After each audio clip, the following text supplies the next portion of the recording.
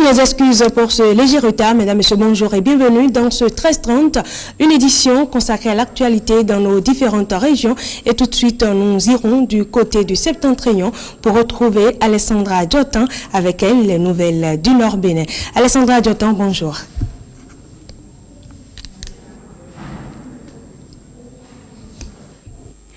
Oui, merci, chers téléspectateurs. Heureuse de vous retrouver pour vous tenir informés de ce qui se passe ici dans nos départements.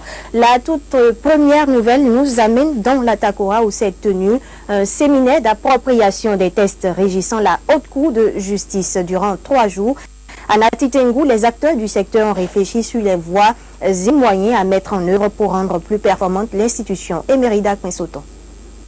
Les hommes et femmes exerçant à la Haute Cour de justice se sont donné 3 jours pour se réapproprier les tests régissant l'organe juridique dans lequel ils travaillent. C'est un exercice de routine pour mettre tout le monde au même niveau de compréhension. Ceci est d'autant plus nécessaire dans un contexte où certains Béninois pensent qu'il faudrait supprimer cette institution créée pour juger le chef de l'État et les membres de son gouvernement en cas de malversation. À y voir de près, ce n'est pas la Haute Cour de justice en tant qu'institution constitutionnelle qui constitue l'obstacle à la sanction, mais bien le manque de volonté politique des autres institutions à qui incombe la charge de la prise en compte des nombreuses propositions d'amendement qui leur ont été soumises. La volonté de maintenir et de sauvegarder l'impunité des gouvernants n'est donc pas le fait de la Haute Cour de justice qui jusqu'ici ne demande qu'à être saisie.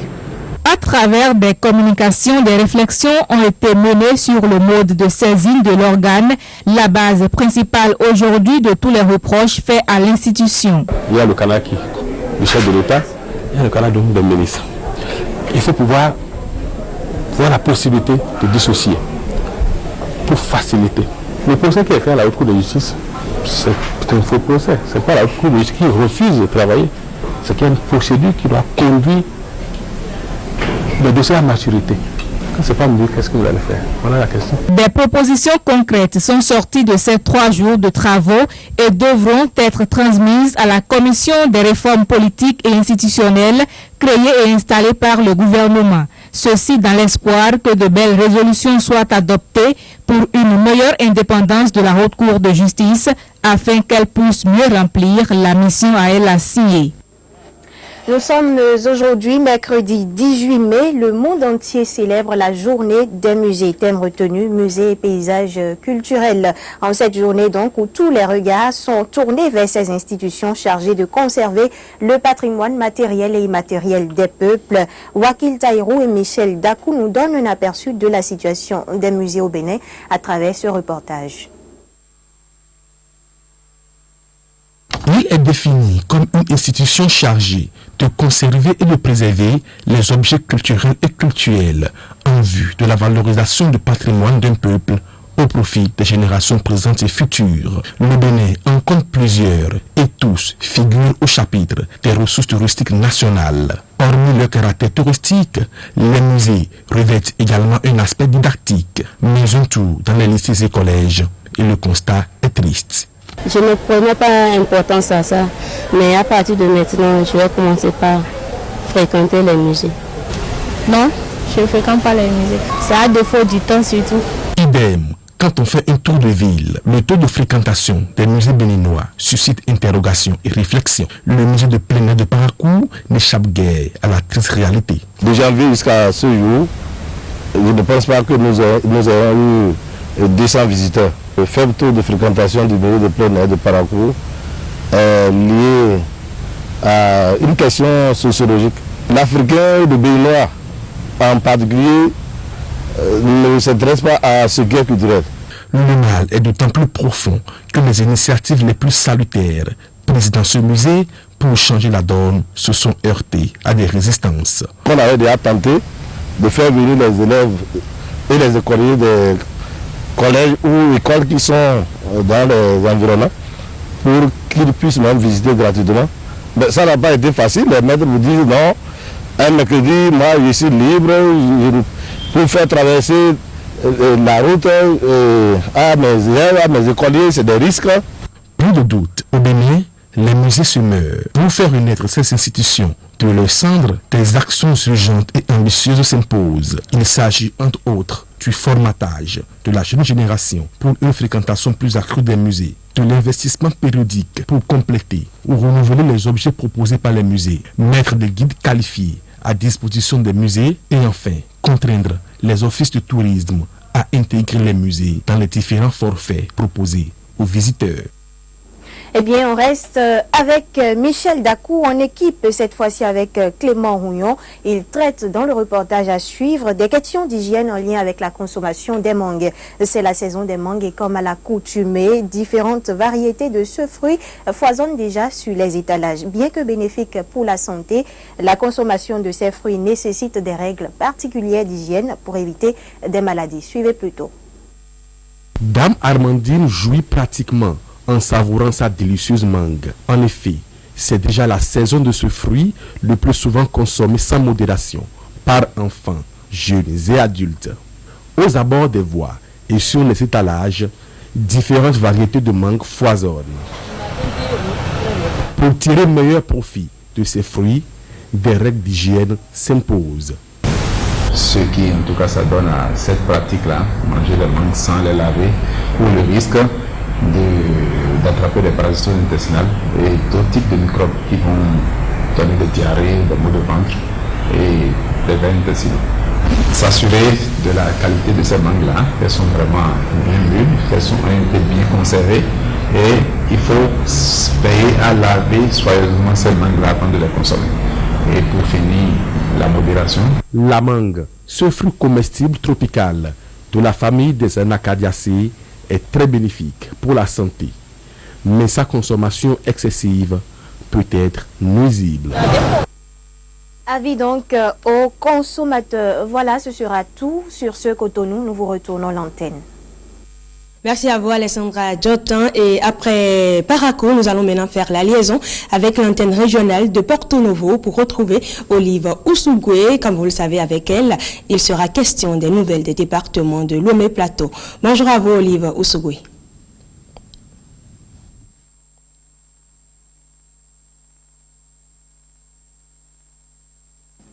Merci de nous retrouver, Fallon Kisezounon, pour les informations en provenance des départements de Lomé et du Plateau. On va au cabinet du président de l'Assemblée nationale pour démarrer cette intervention.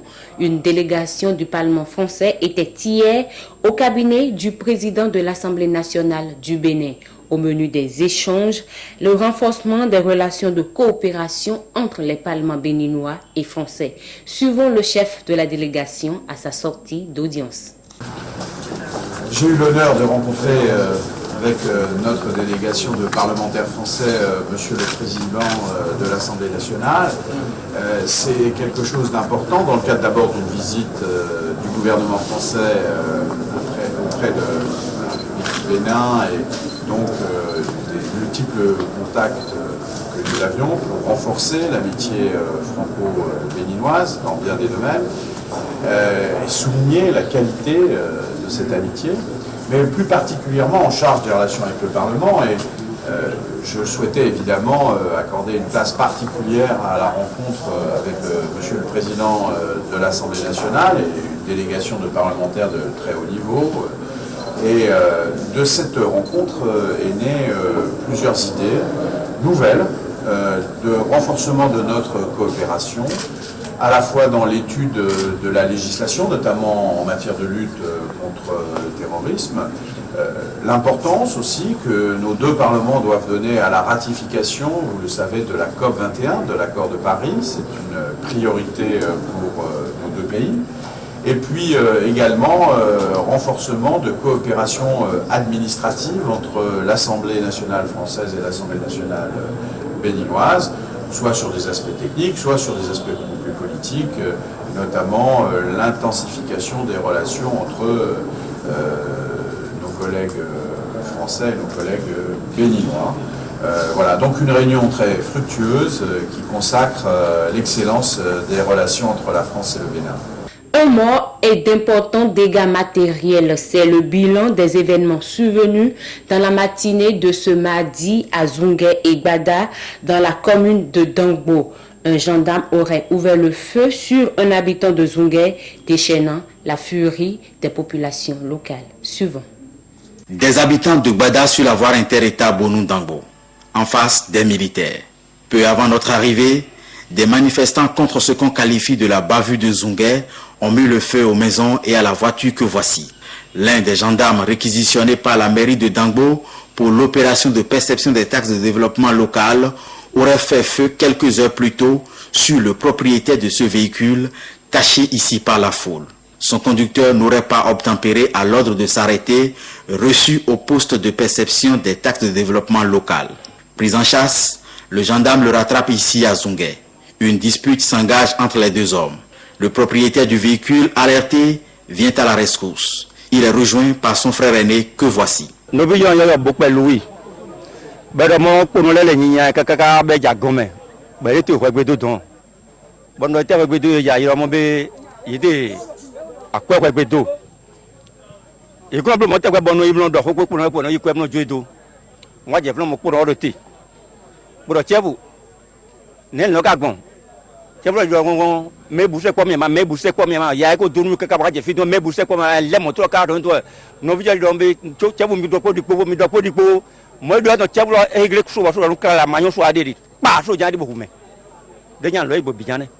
sommes là, nous voulons la paix. C'est pas bon. Regardez la population, ce qui est passé. Les gens ont laissé le truc là. Il est parti avec un père de famille, avec nombre d'enfants.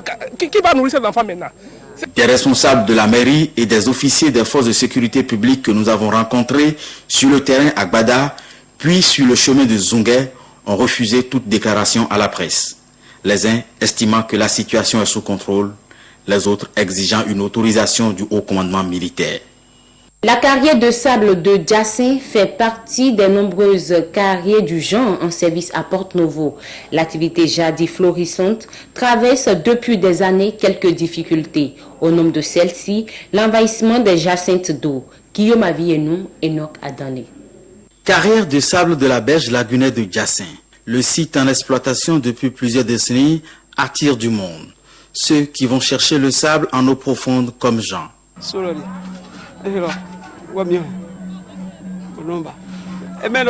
C'est avec ce seau que nous allons chercher le sable au fond de l'eau. Nous travaillons 7 à 8 heures par jour.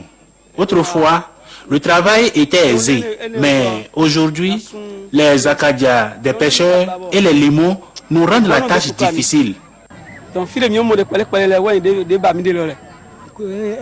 Nous creusons jusqu'à 12 mètres pour trouver le sable. Après, nous y introduisons une échelle. Dans la chaîne de l'activité, les ramasseurs viennent après les préleveurs de sable. Le travail est rude. L'activité, vraiment, c'est dur, c'est très dur. Des fois, on est à 3000 par jour.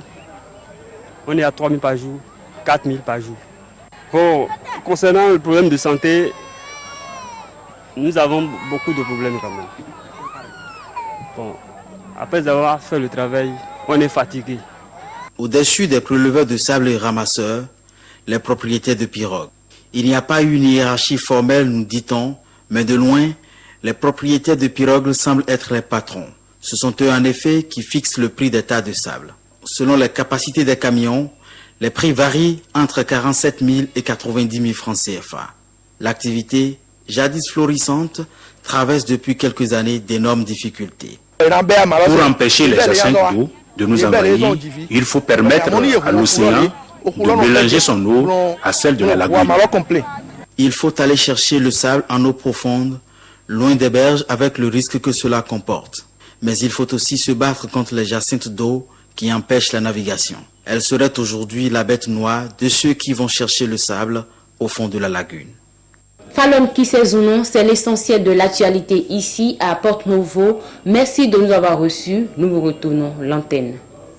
Merci également à vous, Olive Ousougoué. Nous prenons la direction maintenant de Monokufo pour œuvrer pour la culture du dialogue interreligieux.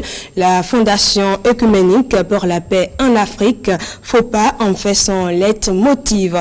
Elle a organisé dans ce cadre à Azové un forum sur la paix, le dialogue interreligieux, la citoyenneté et l'alerte pour un nouveau départ. Plusieurs personnalités religieuses de l'Afrique ont participé à cette rencontre. Plus de précisions avec Cyprien Lokossou et Évariste Zomao. C'est une rencontre de tous ceux qui défendent une croyance. Adeptes de culte vaudou, protestants, catholiques, christianistes célestes, croyants de l'islam ou à autre chose, s'acceptent sur un dénominateur commun. Nous adorons Dieu et nous prônons la paix. Voyant cette paix menacée parce que les religions ne s'acceptent plus, la FOPA, entendez, la Fondation œcuménique pour la paix en Afrique, trouve ici le creuset qui permet à tous ces croyants de se parler. La FOPA regroupe les personnalités religieuses, culturelles, morales et politiques de notre pays et de la sous-région pour des échanges d'idées sur le rôle de la responsabilité de chacun à diffuser des messages de paix et d'espoir. Au cours de ce forum, toutes les religions se sont parlées, leurs regards avertis. Le père et la mère Dia, le préfet des départements du Monokofo, ont exposé les avantages de cette acceptation. Le diagnostic synoptique que nous avons pu effectuer a révélé des crises multiformes, tantôt à dimension religieuse, tantôt à caractère socio-culturel ou communautaire, toutes sur le fond d'ethnocentrisme, de régionalisme, de racisme ou d'intolérance religieuse. La Fondation œcuménique pour la paix en Afrique, FOPA, initiative de la dite tournée de la présente rencontre aussi, lance ici un vibrant appel aux acteurs de paix que vous êtes pour une union sacrée qui contribuera à résorber durablement ces divers conflits ainsi que les déviances qui en sont nées. Le forum d'Azové a été une journée de dialogue interreligieux et d'expression de l'unicité d'une famille. Et puis la fête de Nombicha, on en parle encore avec la Sobebra qui a tenu à marquer de sa présence la célébration de cette 95e édition. Elle a organisé donc à cet effet une promotion de la bière Castel. Henri Fatina, Évariste Zomaron. La soirée promotion Castelbière a connu un succès à la hauteur de la célébration de Nombicha 95e édition. Une bière achetée, une de gratuite gagnée. Pour cette soirée, les seuls indésirables sont les mineurs. Carte blanche donc à tous ceux qui sont majeurs et qui ont les moyens de prendre moins cher des bouteilles Castelbière à loisir. Les servantes défilent, servant sans relâche, les clients qui savourent la bière dont le slogan dit « Tout travail mérite sa bière ». La consommation a lieu sous une ambiance musicale distillée par l'orchestre de la Sobebra. Des jeux concours pour gagner des t-shirts et des bouteilles de Castelbière ont permis de faire des heureux. La fête a été très belle. Castelbière était au rendez-vous et a donné une satisfaction totale aux consommateurs, comme d'habitude. Et nous remercions la population de Grand Popo et environ d'avoir participé à la fête de Nombicha avec Castelbière tout au long du week-end de Pentecôte. L'ambiance est restée festive jusqu'à tard dans la nuit avec des clients tous heureux. Témoignage. C'est bon pour nous. La fête est belle. Pour Nombicha. Bravo aux agents de la Castelbière. La musique, l'ambiance, tout. Le pays, tout. Et Castel vient de faire sa promotion et on est en joie. Nombicha et Castelbière ont tenu la promesse de garder en haleine le public dans la joie. Finissons cette édition avec cette page magazine. Il n'est pas rare de voir sur les étalages de la ville de Boycon, plus précisément au carrefour stratégique des galettes appelées Mounion Ganvi. Quel est l'historique de ces galettes et comment les prépare-t-on? Élément de réponse dans ce magazine. On se croirait dans une boulangerie, loin s'en faut. Nous sommes ici en plein cœur de la préparation de galettes appelées Mounion Ganvi. Tout un art qui conduit à la fabrication de ces galettes bien prisées par la population du Boïkon et tous ceux qui y passent. La méthode de travail est bien élaborée. Il faut tremper le maïs dans de l'eau chaude, obtenir la farine du maïs trempé. Après avoir pétri la farine, faire sous forme de bâtonnet et découper en petits morceaux. Il faut coller les petits morceaux et mettre au feu. Déjà l'huile est sur le feu bien chaud, il faut mettre ça au feu. Suit la dernière étape qui consiste à frire le produit obtenu. Faire une deuxième cuisson qui sera plus dure que la première. Il faut laisser refroidir le soir complètement. Il faut étaler sur des bâches pendant la nuit. Le lendemain matin, il faut passer au blanchissage du mouillon ganvi. Mais il y a lieu de se demander d'où est venue l'idée de préparation de ces galettes. La réponse est toute simple.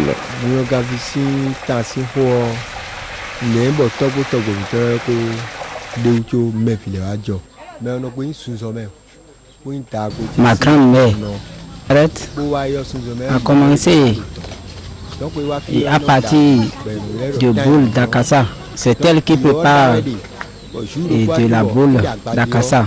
Quand le jour là, elle a préparé, elle a constaté que le maïs est trop cuit. Maintenant, elle a essayé de le transformer ça. Il a fait la galette là, il a fait de telle sorte que la galette est ronde. Il a fait ça, il a mis ça dans l'huile. Une rouge en ce moment. Il a donné ça à ses enfants ont mangé. Son premier fils planté, la galette dont elle a préparé, il a amené ça auprès du roi et le roi, il a mangé. Quand le roi a mangé, il a dit ça là c'est bon. Le mouillon ganvi est ainsi prêt pour la consommation. Et voilà, et c'est sur cet élément de Mouillon Ganvi que nous mettons un terme à cette édition. Merci à vous qui l'avez suivi et à très bientôt.